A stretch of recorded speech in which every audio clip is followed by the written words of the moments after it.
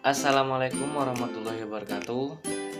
Halo teman-teman semuanya, kembali lagi bersama saya Muhammad Syaifullah Aziz.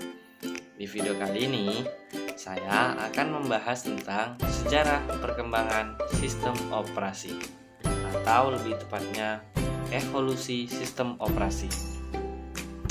Namun sebelum saya membahas tentang perkembangan sistem operasi, saya akan membahas terlebih dahulu tentang apa itu sistem operasi.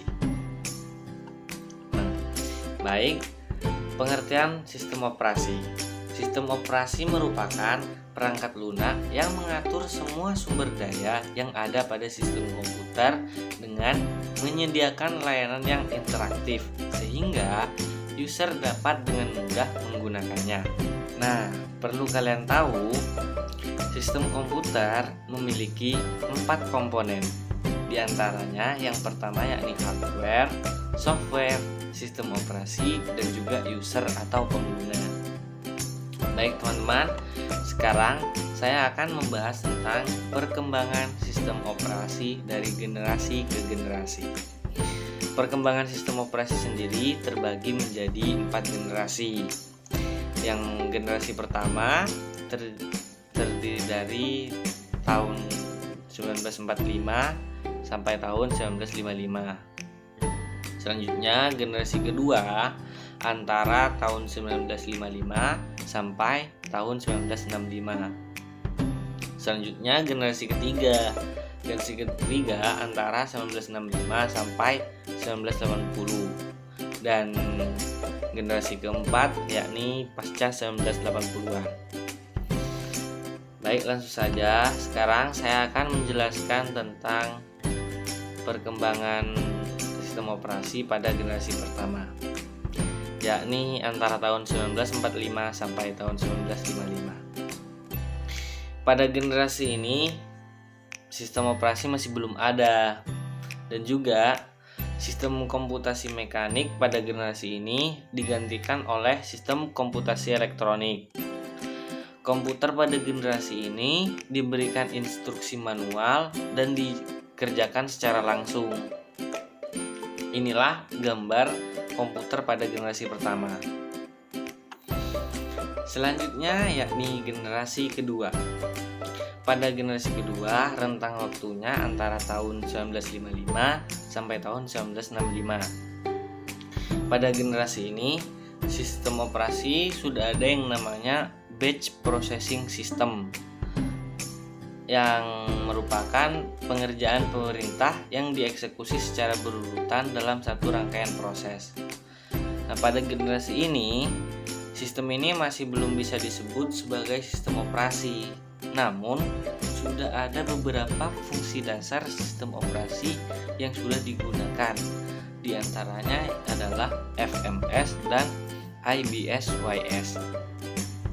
FMS adalah fungsi dasar sistem operasi yang sistem kerjanya memproses suatu perintah yang dieksekusi secara berurutan. Dan IBSYS fungsinya sama, namun IBSYS lebih dikhususkan untuk menjalankan program monitor dasar yang ditanamkan pada komputer IBM 7090 dan IBM 7094. Nah, selanjutnya yakni generasi ketiga. Generasi ketiga rentang waktunya antara tahun 1965 sampai 1980. Pada generasi ini, sistem operasi mengalami perkembangan yang sangat pesat. Karena sistem operasi pada generasi ini sudah bisa melayani banyak pengguna sekaligus. Dan pengguna juga bisa berkomunikasi secara online melalui terminal. Dan juga pada generasi ketiga ini, sistem operasi sudah mendukung multi-user dan juga multi-programming. Baik, selanjutnya perkembangan sistem operasi pasca 1980-an. Perkembangan sistem operasi pasca 1980-an merupakan perkembangan yang cukup signifikan, yaitu terkait dengan tampilan sistem operasi yang sudah berupa grafik dan gambar. pada generasi ini, interface-nya menjadi lebih menarik dengan adanya grafik dan gambar yang disebut dengan graphical user interface. Ini membuat user atau pengguna lebih nyaman menggunakan komputer.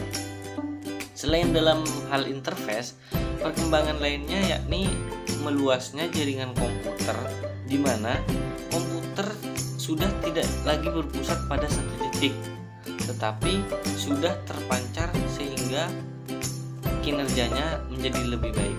Maksud saya terpencar, bukan terpancar.